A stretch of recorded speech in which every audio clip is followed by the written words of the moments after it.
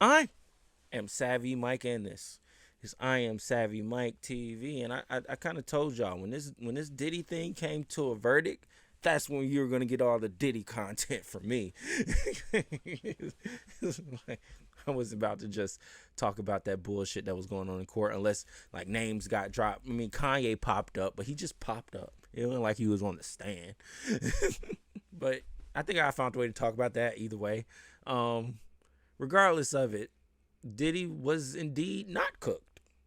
Apparently, everybody was yesterday was saying, "Oh, he's cooked," and now all of a sudden the same people that are saying he was cooked yesterday because the jury it came with some verdicts fast. I guess they was like, well, sex trafficking by force, there was no proof of that. Force, no proof of that. Transportation to engage in prostitution, definitely proof of that. So, I guess they were just hung up on the racketeering thing because they were like, well, isn't, giving somebody a RICO based off of them running a criminal organization? Where are the other criminals?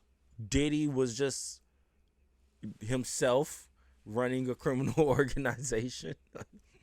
Like, the feds had to come better than that.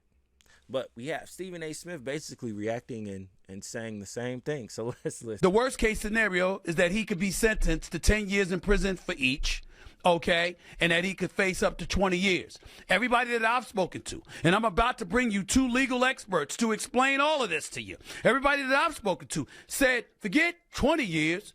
He's not even getting 10. In all likelihood, it won't be 5. And there's a slim possibility that he'll get 2 to 3 years. So you've got people out there speculating that it could be 1-0 as it pertains to the amount of time that P. Diddy spends in jail. Why on earth would that happen? Well, I also want to say I do indeed believe he will be getting out October 15th.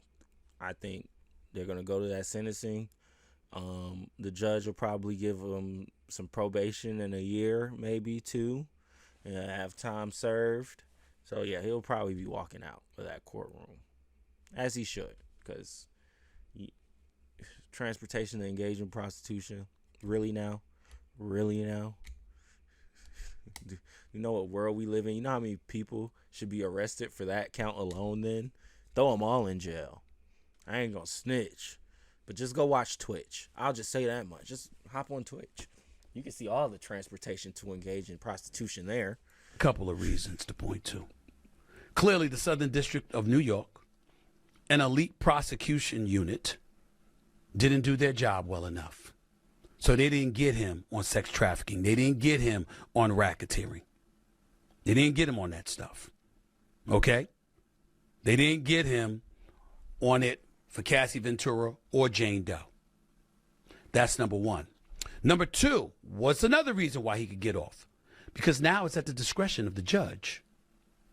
And if the judge is pissed off because you've had this dude in jail since last break practically, and the judge is of the mindset that you didn't make your case and you just piled on. So you made this argument on behalf of the Southern District of New York, and you didn't make your case. You essentially wasted the court's time. So why are we going to waste any more time on this particular issue? When you went and you was hell-bent on putting this man behind bars for the rest of his natural life, and now he's in a situation where he could face minimal time. Why waste the court's time any longer on this issue? The judge could make that assertion. He could make that determination. He has the power to do that. We also have to take into account that P. Diddy can appeal the 2 charges that he was found guilty of in terms of transporting individuals to engage in prostitution. So you remember when Elliot Spitzer was the governor of New York? Remember when he got in trouble and he had to leave office because he was using an escort service and had one particular woman who tickled his fancy, but who knows how many that travel from New York to New Jersey. The thing about that case is that he was never charged with a crime. So Diddy's team can make the argument, why is he being charged with this? Why was he charged with this in the first place? It was clear overreaching by the prosecution, which has now been exposed. P. Diddy may end up not spending any more time in jail. At the time of this taping, we are sitting here waiting for the judge to decide whether or not Diddy's going to be let out on bail until his sentencing.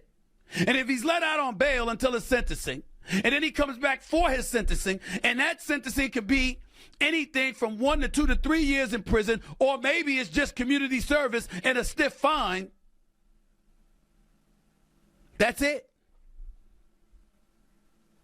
The fact that you lost not once, not twice, but on 3 separate charges that could have given him 15 years to life imprisonment is bad for the prosecution.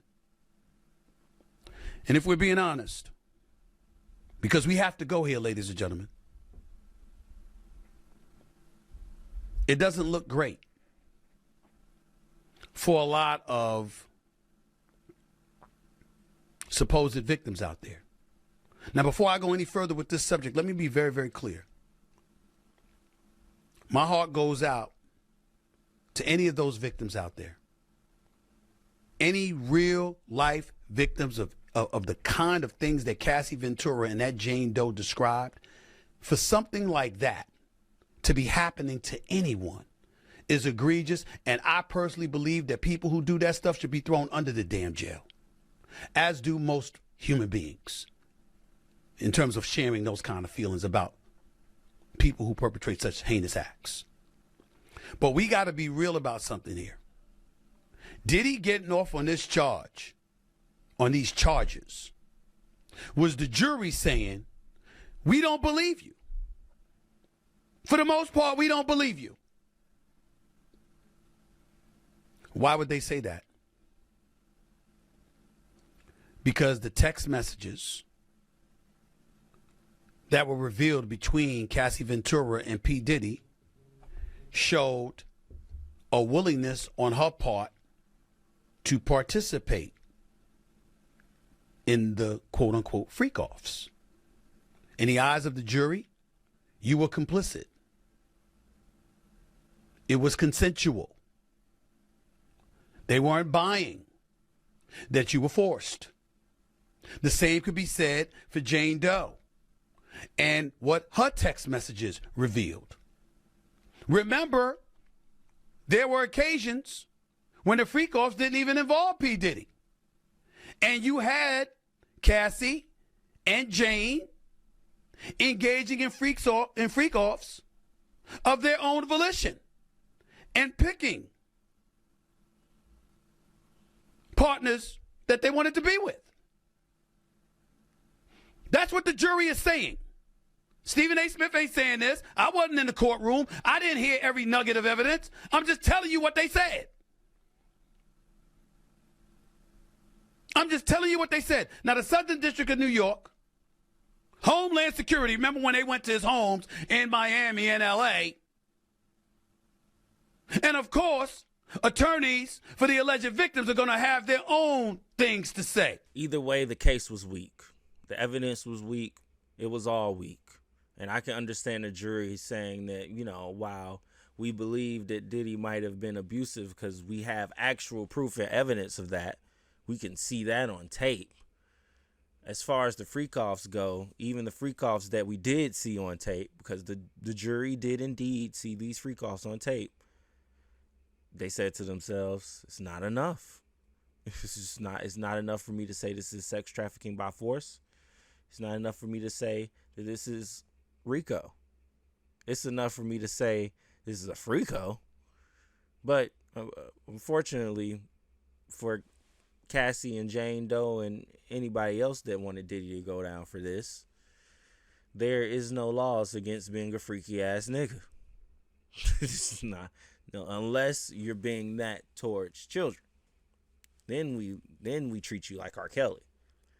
But if you're just a consenting adult, consenting with other adults, and, throwing them some change, at the end of the day, that's unfortunately the world we live in now. Like, that's literally the world we live in now. I was watching a reel on Instagram of some random woman, some random bitch. Let's be honest. Let's be honest. I'm sorry. I got to take the gloves off for this one because this pissed me off. And you know what she said? She said, you know, if you ever want to get a girl to reply to you, if you ever just want to get her to say something back to you, have some conversation with her, talk to her on Instagram, social media, Twitter, anything like that. If you ever want that woman's attention, 99% of the time, you know what you got to do? Because 99% of the time this will work, you'll get a reply. You know what it is? You know what it is? You know the question you have to ask in the DMs? What's your fucking Cash App? That's the question. And honestly, I agree.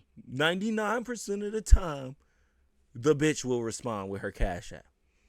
And I'm sure if you send her some money, two things might happen. You might actually get some conversation.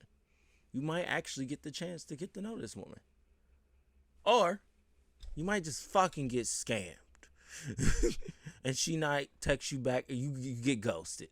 You sent her $40, $50, $60 for lunch for some conversation and she left your ass on red.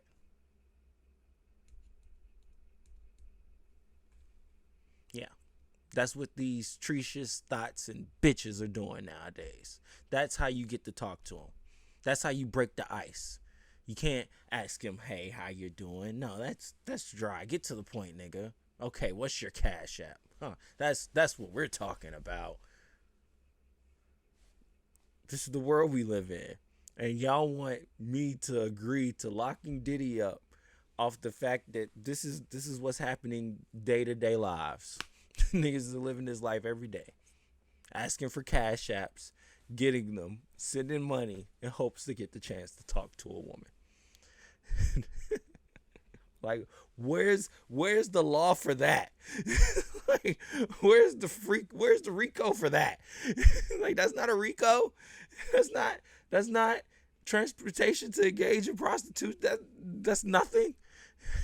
Shit. Women can just sit here and scam you with their looks for some conversation. Like, this is what we're doing.